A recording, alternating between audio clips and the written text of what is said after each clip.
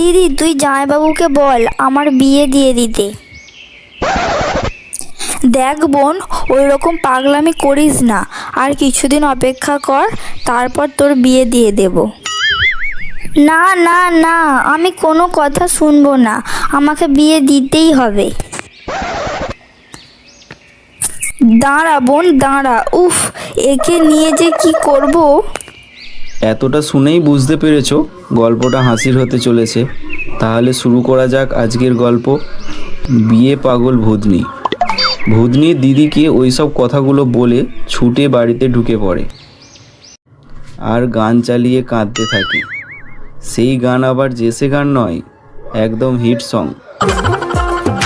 আদর কইরা ডাক মোজান, কাছে একটু আইয়া যান, মনের কথা হই না যান, কি জাদুতে মারছে না মায় বান, কি জাদুতে মারছে না মায় বান।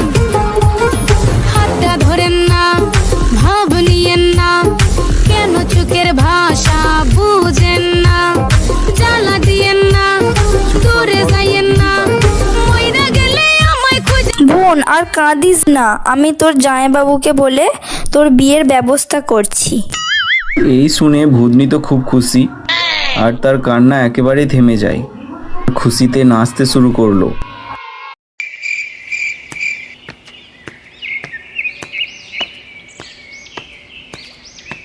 কিছুক্ষণ পর ভূতনির জামাইবাবু বাড়িতে আসে। ভূতনির দিদি বলল, তুমি এসেছো, তোমাকে একটা কথা বলার আছে।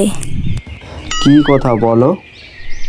দেখো, বোনটা আমার বিয়ে করবে করবে বলে লাফাচ্ছে, তুমি একটা ঘটক দেখে ছেলে ভূত খুঁজতে বলো। আমার একটা জানাশোনা বন্ধু আছে, সে ঘটকালি করে, ওকে বলে দেখি। তারপর জামাইবাবু ওর বন্ধুর কাছে গিয়ে বলল, তুই কেমন আছিস? ভালো, তুই কেমন আছিস? ভালো আছি বন্ধু, তোর কাছে একটা অনুরোধ নিয়ে এসেছি, তুই যদি আমার অনুরোধটা রাখিস। কি হয়েছে বল না। আমার বোনের বিয়ে দিতে চাই, তুই একটা ভালো ছেলের সন্ধান দে না। ও এই ব্যাপার, তুই কোনো চাপ নিস না, চাপ নেবে পঞ্চার বাপ। এরপর ঘটক ওর কাজ করতে শুরু করে।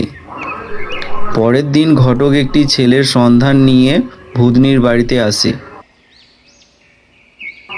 তুই এসেছিস, কিছু কি খবর পেলি? একটা খবর পেয়েছি, কিন্তু ছেলেটির একটি জিনিস নেই। ও ঠিক আছে দাদা, তুমি আমাদেরকে নিয়ে চলো। ও বাবা, এ তো দেখছি মেয়েরা তস হয়েছে না। ঠিক আছে চলো যাওয়া যাক, কি বলিস বন্ধু? হ্যাঁ হ্যাঁ চল। এরপর ওরা সবাই সেই ছেলেটির বাড়িতে যায়। কি তোমরা অবাক হচ্ছ তাই না? আমিও প্রথম অবাক হয়েছিলাম। ভূতেদের ব্যাপার স্যাপার আমরা মানুষরা কি বুঝবো। তো যাই হোক, ওরা সেই ছেলেটির বাড়িতে গিয়ে বসে। কিছুক্ষণ পরে একটি মহিলা ওদের সামনে এসে বলল, ঘটক মশাই, তোমরা এসেছো, ঠিক আছে এখানে বসো, আমি আমার ছেলেকে ডাকছি। বাবু কোথায় গেলি, এখানে আয়। কিছুক্ষণ পরে একটি ছেলে ভূত ওদের সামনে এসে দাঁড়িয়ে পড়ে। দেখুন, এই আমার ছেলে স্পন্দকাটা। স্পন্দকাটা নামটা যেন কেমন, তাই না? তাই আমি ওকে বাবু বলে ডাকি।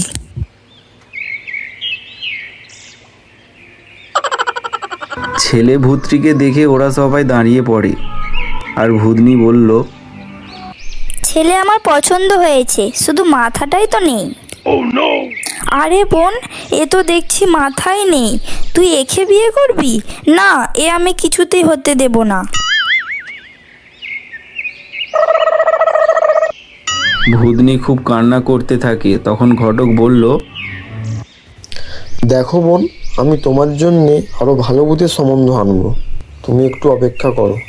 এরপর ঘটক ওখান থেকে চলে যায়। আর পরের দিন একটি ভালো সম্বন্ধ নিয়ে ভূতনিদের বাড়িতে আসে। এই ভূতটা ভালো, তোমার এর সাথে বিয়ে দেবো।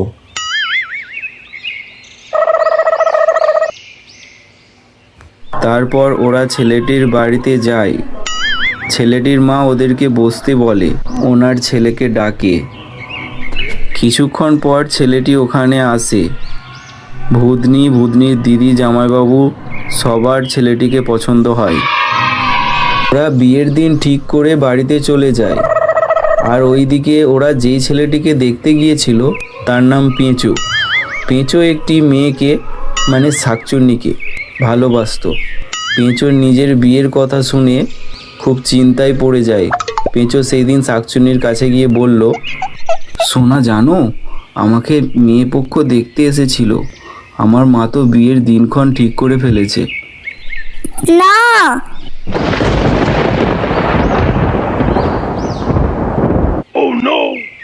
এ তুমি কি শোনালে আমায়? আমি তোমায় ভালোবাসি, তুমি আমায় ফেলে অন্যকে বিয়ে করবে? আমি এক্ষুনি গাছ থেকে ঝাঁপ দিয়ে মরে যাব। আর তোমাকে মরতে হবে না, চলো আমরা পালিয়ে যাই। এই শুনে শাকচুন্নি খুব খুশি হয়ে যায়।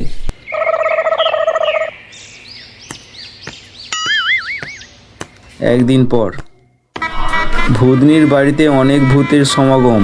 অবশেষে বিয়ের সময় উপস্থিত হলো, কিন্তু বরের কোনো পাত্তা নেই। কিছুক্ষণ পর একটি ভূত ছুটে এসে বলল,